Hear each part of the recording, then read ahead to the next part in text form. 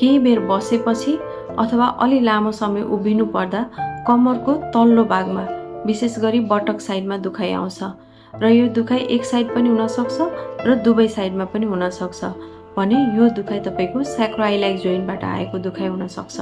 स्याक्रोइलाइक joint भनेको हाम्रो मेरुदण्डको तल्लो भागको हड्डी र हिपको हड्डी जोडिने ठाउँलाई भनिन्छ। ढाड दुख्ने विभिन्न कारणहरूमध्ये स्याक्रोइलाइक जोइन्टको दुखाइ एकदमै कमन छ। यो 15 देखि 25% मानिसहरूमा हुन्छ। स्याक्रोइलाइक जोइन्टबाट दुखाइ आउनुका मुख्य कारणहरू क्रोनिक इन्फ्लामेसन हो एउटा, जुन बाथहरूमा हुन्छ। अर्को भनेको प्रेग्नेन्सीको टाइममा स्ट्रेच भएका लिगामेन्टहरू खोकुलो भएर पनि पछाडि त्यो दुखाइहरू आउने गर्छ। कहिलेकाहीँ चोटपटकले गर्दाखेरि पनि आउँछ यो दुखाइ भने एउटै पोजिसनमा त्यही पोजिसनमा बसेर लामो समयसम्म काम गर्नुहुन्छ भने पनि यो जोर्नीबाट दुखाइ आउने गर्छ।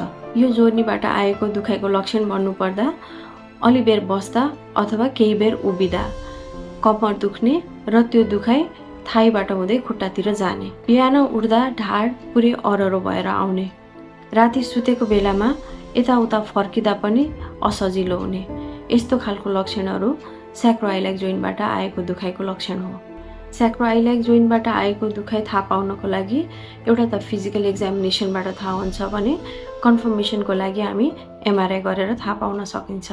स्याक्रोइलाइक जोइन्टबाट आएको दुखाइको उपचार गर्नको लागि सुरुमा त केही मेडिसिन, फिजिकल एक्सर्साइज, फिजियोथेरापीबाट गरिन्छ भने यो दुखाइ बढ्दै गएको खण्डमा स्याक्रोइलाइक जोइन्टमा इन्जेक्सन लगाएर यसको दुखाइ कम गर्न सकिन्छ।